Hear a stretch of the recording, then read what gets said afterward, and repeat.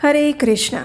पौष मास की कथा श्रृंखला में आप सबका स्वागत है। भगवान श्री विष्णु को समर्पित और सूर्य नारायण देव की पूजा आराधना करने के लिए विशेष ऐसे इस पौष मास की कथा श्रृंखला में आप सबका स्वागत है। इस समय हम ऋषि पिप्पल की कथा का श्रवण कर रहे हैं, तो चलिए आज के अध्याय का आरंभ करते हैं। देवताओं ने कहा, हे ब्रह्मन, हमारा दर्शन कभी निष्फल नहीं जाता, तुम्हारा कल्याण हो। तुम्हारे मन को जो भी रुचिकर लगे ऐसा कोई वरदान हमसे मांग लो। ये सुनकर द्विज श्रेष्ठ सुकर्मा ने देवताओं को भक्ति पूर्वक प्रणाम किया और उनसे वरदान मांगते हुए कहा, हे देवेश्वरों, माता पिता के चरणों में मेरी उत्तम भक्ति सदा सुस्थिर रहे। मेरे माता पिता भगवान श्री विष्णु के धाम में जाएं। ये सुनकर देवताओं ने कहा, हे विप्रवर, तुम माता पिता के भक्त तो हो ही, तुम्हारी उत्तम भक्ति और भी बढ़े। इस प्रकार कहकर वे सभी देवतागण स्वर्गलोक में वापस चले गए। पिप्पल ने भी ये महान और अद्भुत कौतुक प्रत्यक्ष देखा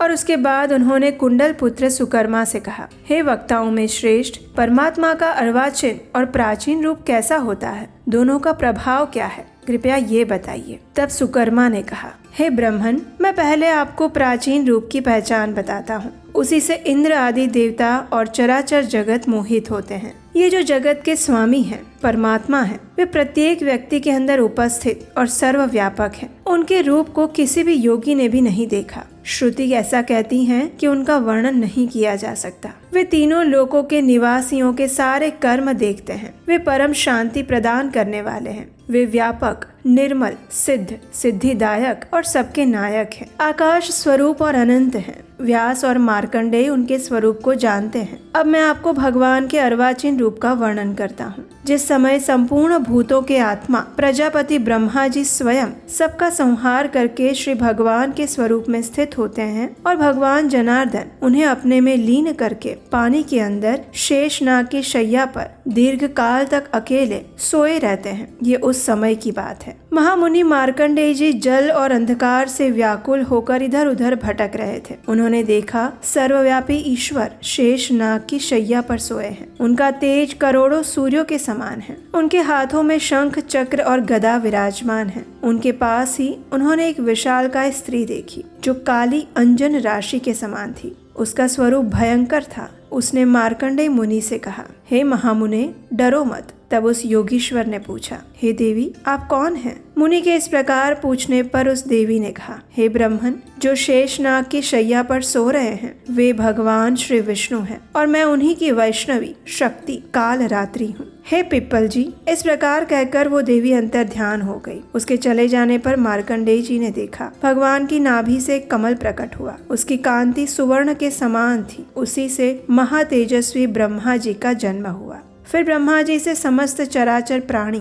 इंद्र आदि लोकपाल, अग्नि आदि देवताओं का जन्म हुआ। और इस प्रकार मैंने आपको अर्वाचीन का स्वरूप बताया। अर्वाचीन रूप शरीरधारी हैं और प्राचीन रूप शरीर रहित है। अतः ब्रह्मा आदि संपूर्ण देवता अर्वाचीन हैं। ये लोग भी जो तीनों भुवनों में स्थित हैं, वे अर्वाचीन माने गए हैं। विद्याधर ने पूछा, हे सुव्रत, आप अर्वाचीन और प्राचीन स्वरूप के विद्वान हैं। तीनों लोकों का उत्तम ज्ञान आप में प्रवर्तमान है। फिर भी मैं आप में तपस्या की पराकाष्ठा नहीं देखता। ऐसी दशा में आपके इस प्रभाव का क्या कारण? कैसे आपको ये सब बातों का ज्ञान मिला है? तब सुकर्मा ने कहा, हे ब्रह्मन, मैंने यजन, याजन, धर्म अनुष्ठान, ज्ञान उपार्जन, तीर्थ सेवन ये कुछ भी नहीं किया। इनके सिवा और भी किसी शुभ कर्म जनित पुण्य का अर्जन मेरे द्वारा नहीं हुआ है। मैं तो स्पष्ट रूप से एक ही बात जानता हूँ और वो है पिता और माता की सेवा। हे पिप्पल, मैं स्वयं ही अपने हाथ से माता पिता के चरण धोने का पुण्य कार्य करता हूँ। उनके शरीर की सेवा करता हूँ और उन्हें स्नान और भोजन करवाता हूँ। प्रतिदिन तीनों समय माता पिता की सेवा में ही लगा रहता हूँ। जब तक मेरे माँ बाप जीवित हैं, तब तक मुझे इस अतुलनीय लाभ मिल रहा है कि तीनों समय मैं शुद्ध भाव से अपने मन से उनकी पूजा कर सकता हूँ। मुझे दूसरी तपस्या से क्या लेना देना? तीर्थ यात्रा या अन्य पुण्य कर्मों से क्या प्रयोजन? जहाँ माता पिता रहते हो वही पुत्र के लिए गंगा, गया और पुष्कर तीर्थ हैं।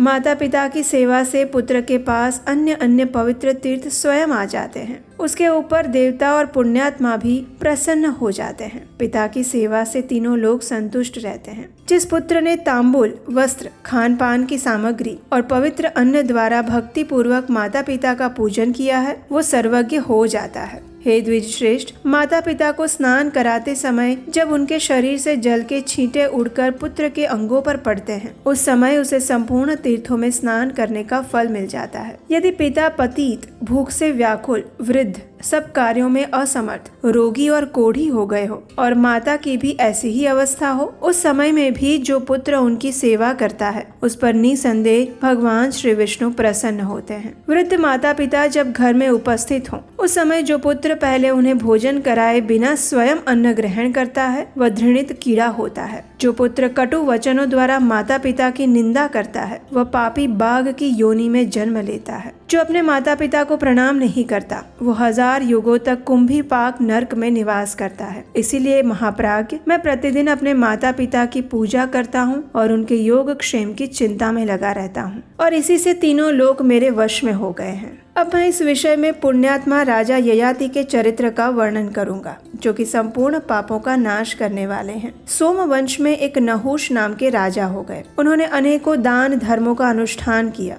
जिनकी कोई तुलना नहीं थी। अपने पुण्य के प्रभाव से इंद्रलोक पर अधिकार प्राप्त किया था और उन्हीं के पुत्र राजा ययाति हुए, जो शत्रुओं का मर्दन करने वाले थे। वे सत्य का आश्रय लेकर धर्म पूर्वक प्रजा का पालन करते थे। प्रजा के सब कार्यों की स्वयं देखभाल करते। महाराज ययाति ने 80,000 वर्षों तक इस पृथ्वी का राज्य किया। उनके 4 पुत्र हुए जो उन्हीं के समान शूरवीर, बलवान और पराक्रमी थे। तेज और पुरुषार्थ में भी वे पिता की समानता करते थे। अब एक समय क्या हुआ कि ब्रह्मा जी के पुत्र नारद मुनि इंद्रलोक में गए। उन्हें आया देखकर इंद्र ने भक्ति पूर्वक मस्तक झुकाकर प्रणाम किया, मधुपर्क इत्यादि से उनकी पूजा की और एक पवित्र आसन पर बिठाया। उसके बाद वे महामुनि से पूछने लगे, हे देवर्षि, किस लोक से आपका आगमन हुआ है और यहाँ पदार्पण करने का उद्देश्य क्या है? तब नारद मुनि ने कहा, इस समय भूलोक से आ रहा हूँ, नहुष पुत्र ययाति से मिलकर अब आपसे मिलने आया हूँ। तब देवराज इंद्र ने पूछा, इस समय पृथ्वी पर कौन राजा सत्य और धर्म के अनुसार प्रजा का पालन कर रहा है? कौन सभी धर्मों से युक्त,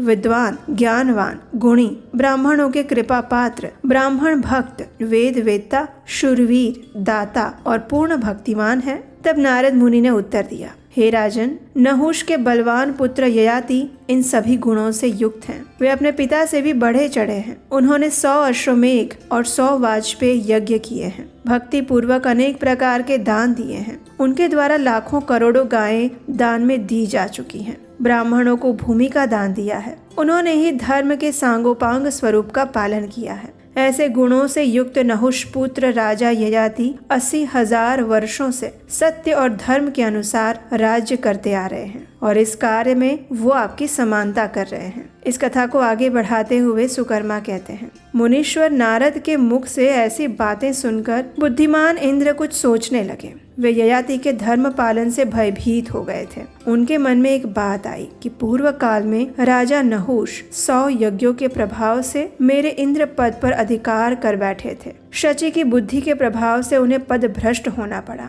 और ये महाराज ययाति भी ऐसे ही दिखाई पड़ते हैं। उसमें कोई संदेह नहीं है कि वे भी इंद्र पद पर अधिकार कर सकते हैं। इसलिए जिस किसी भी उपाय से संभव हो उन्हें स्वर्ग में मैं लाऊंगा। ययाति से डरे हुए देवराज ने ऐसा विचार करके उन्हें बुलाने के लिए दूत भेजा। अपने सारथी मातली को विमान के साथ रवाना किया। अब मातली उस स्थान पर गए जहाँ नहुष पुत्र धर्मात्मा ययाति अपनी राजसभा में विराजमान थे। देवराज के सारथी ने वहां जाकर उनसे कहा, हे राजन, मेरी बात सुनिए। देवराज इंद्र ने मुझे इस समय आपके पास भेजा है। उनका अनुरोध है कि अब आप पुत्र को राज्य सौंप दे और आज ही इंद्रलोक को पधारे। वहाँ इंद्र के साथ रहकर आप स्वर्ग का आनंद लीजिए। तब राजा ययाति ने पूछा, हे मातले, मैंने देवराज इंद्र का कौन सा ऐसा कार्य किया है जिससे तुम ऐसी प्रार्थना कर रहे हो? राजा ययाति समझ नहीं पा रहे थे कि आखिर देवराज इंद्र उन्हें क्यों वहां बुलाना चाहते थे। और फिर मातली ने उन्हें कुछ और बात बताई, और वो क्या थी वो हम सुनेंगे हमारे इसी कथा श्रृंखला की अगली कड़ी में। उसे सुनने के लिए अगर अभी तक नहीं किया है तो आपके अपने चैनल को सब्सक्राइब करके रख लीजिए, नोटिफिकेशन ऑन रखिए और हम आपसे मिलेंगे इसी कथा श्रृंखला की अगली कड़ी के साथ बहुत जल्द।